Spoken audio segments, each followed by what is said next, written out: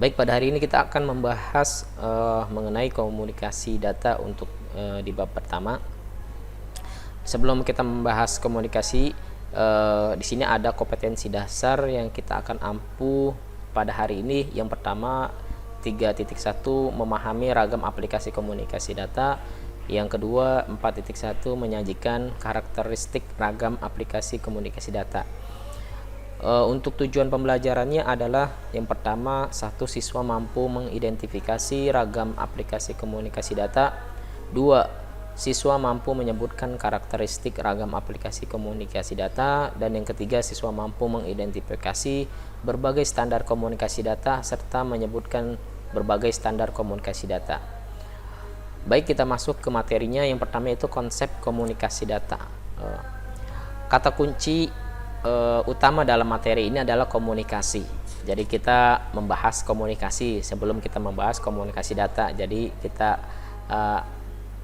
ada pengertian lah, intinya kita tahu apa itu komunikasi. Sehari-hari Anda selalu melakukan komunikasi, baik dengan diri sendiri maupun dengan orang lain. Di sini ada dua tipe atau bagaimana cara penyampaiannya komunikasi itu terjadi. Yang pertama itu komunikasi dengan diri sendiri, seperti bertanya-tanya tentang suatu hal yang akan dijawab oleh hati dan pikiran. Berapakah nilai dari 1 tambah 2? Tentu otak akan berpikir dan memberikan jawaban, kemudian mendelegasikan pada sistem motorik kita melalui tangan, lalu tangan kita akan menulis jawabannya. Terlepas itu benar atau salah dari jawaban itu. Itu adalah contoh dari komunikasi dengan diri sendiri.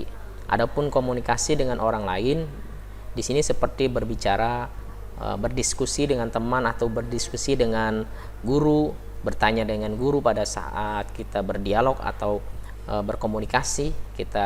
Guru memberikan materi dan kamu bertanya, itu termasuk komunikasi dengan orang lain. Atau dengan menyuruh teman kita dan lain sebagainya. Itu adalah konsep dari komunikasi. Jadi komunikasi ada diri sendiri, ada komunikasi dengan orang lain. Lanjut ke materi selanjutnya, yaitu yang pertama komponen utama dalam komunikasi. Apa sih komponen utama dalam berkomunikasi?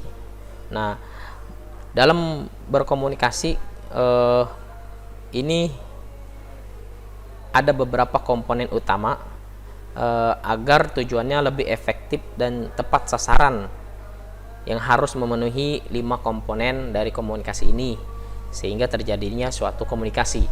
Yang pertama yaitu bagian A, komunikator. Nah, kita tahu bahwasannya apa sih, siapa komunikator, apa itu komunikator? Komunikator di sini yaitu orang yang menyampaikan pesan.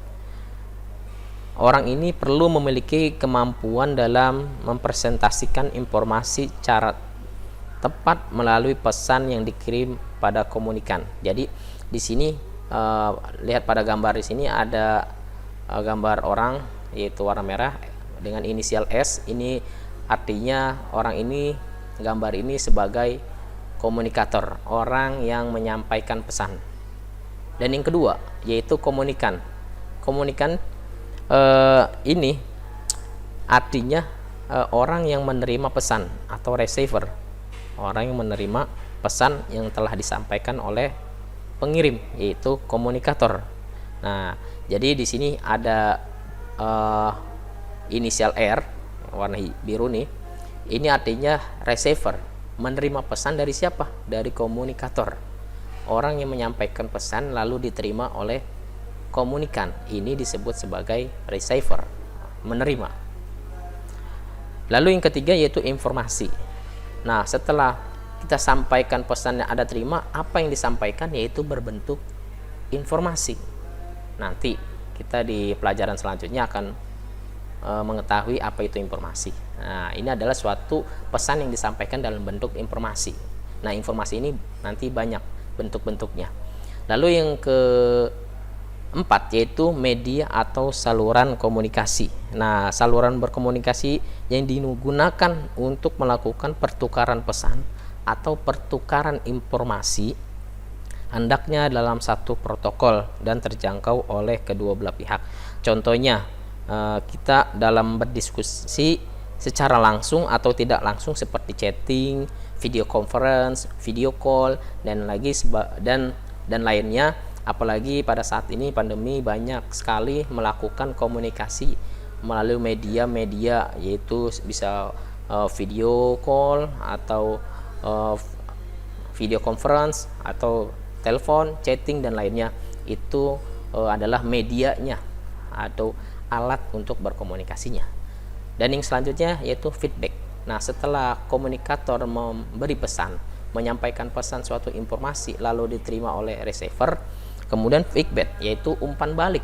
Nah, umpan balik ini menandakan suatu keberlangsungan proses komunikasi, artinya komunikasi kita aktif. Jadi ada yang menyampaikan pesan lalu diterima oleh pesan lalu dibalikkan. Itu adalah disebut komunikasi ini yaitu aktif, yaitu ada yang mengirim, ada yang menerima lalu dikirim balik atau feedback. Nah, materi selanjutnya yaitu jenis-jenis komunikasi. Apa saja sih jenis-jenis komunikasi? Yang pertama yaitu komunikasi secara verbal atau lisan. Nah, komunikasi ini disampaikan secara lisan seperti kata-kata atau ucapan sehingga dapat dimengerti oleh dua belah pihak. Contohnya, di sini ada gambar orang-orang yang sedang berdialog atau berdiskusi dengan kata-kata atau ucapan antara orang yang satu dengan orang yang satu. Ini saling berdialog dengan lisan. Lalu selanjutnya yang kedua yaitu komunikasi secara nonverbal, artinya dengan isyarat atau bahasa tubuh. Komunikasi ini lebih cenderung menggunakan aspek gerakan oleh tubuh atau body language apabila tidak ada bahasa verbal yang dimengerti oleh keduanya. Terdapat komunikasi alternatif yaitu nonverbal dengan menggunakan gerak-gerik badan untuk menunjukkan sikap tertentu. Nah, contohnya di sini ada banyak ekspresi wajah, bahkan ada ekspresi menggerakkan badan, yaitu dengan seperti ini, sedang tidur. Ini artinya ekspresi, dengan kita menunjukkan ekspresi kita sudah ada makna atau sudah bernilai bahwasanya kita sedang tidur atau sedang kaget atau wow ya, atau berdiam atau pusing. Nah, ini artinya komunikasi secara nonverbal, artinya tidak melalui lisan atau tetapi dengan gerak atau body language, dengan gerakan tubuh. Dan yang kedua yaitu di sini ada contoh dengan menggerakkan jari. Nah, seperti yang pernah kita lihat di televisi, nah, itu ada komunikasi yang nonverbal. Biasanya di pojok kanan bawah TV itu siaran televisi, biasanya ada tuh yang untuk orang yang tidak berbicara. Nah, itu akan berbicara dengan gerakan jari atau tangan. Untuk selanjutnya yaitu komunikasi secara tertulis. Nah, komunikasi secara tulis ini memanfaatkan pesan dalam bentuk tulisan, gambar, serta kode berupa tanda, simbol, dan tipografi untuk memberikan informasi kepada komunikan dalam memahami konten pesan yang disampaikan. Contohnya, kita mengirim email. Nah, dengan tulisan kita ketik. Nah, apa beritanya kita kirim via email. Ini dalam bentuk email, artinya ketikan tertulis. Dan kedua, ini bisa dalam bentuk gambar, poster, nah koran. Ini adalah pesan komunikasi secara tertulis. Dan yang ketiga yaitu chatting. Ini secara tertulis, yaitu pesan yang kita sampaikan, kita ketik, lalu jadilah sebuah komunikasi informasi secara tertulis.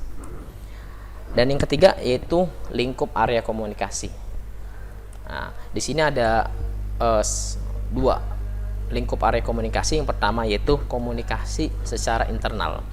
Maksudnya bagaimana? Menyampaikan ide atau gagasan yang dilakukan secara tertutup dalam ruang lingkup terbatas. Contohnya ketika kita sedang meeting, rapat guru atau rapat masalah project atau masalah bisnis kita secara internal, artinya di dalam, tidak ada kaitannya dengan di luar.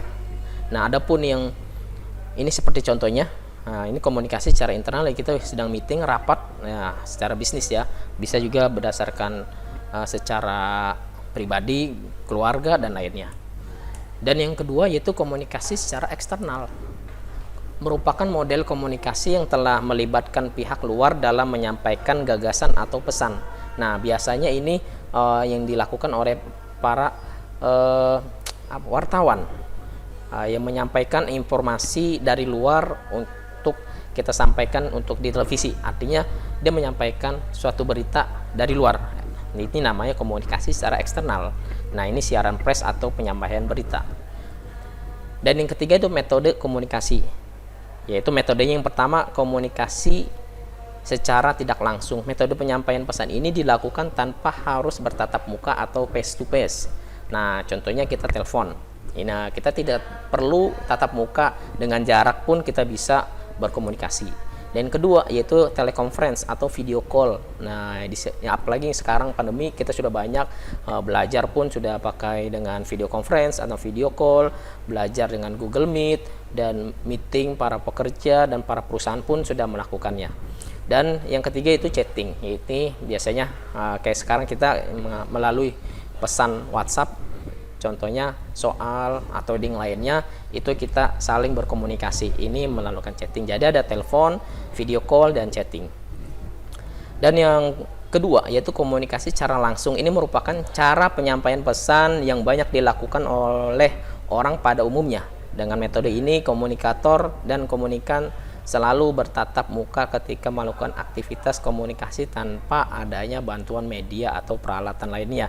Contohnya kita langsung bertemu dengan teman kita, berjabat tangan, face to face, artinya wajah ketemu wajah. Itu artinya komunikasi ini secara langsung, kita langsung ketemu. Beda dengan yang tadi kita video call dan chatting dan lainnya, itu tidak secara langsung. Nah, mungkin cukup di sini untuk materi kita. Nanti kita lanjutkan ke materi selanjutnya.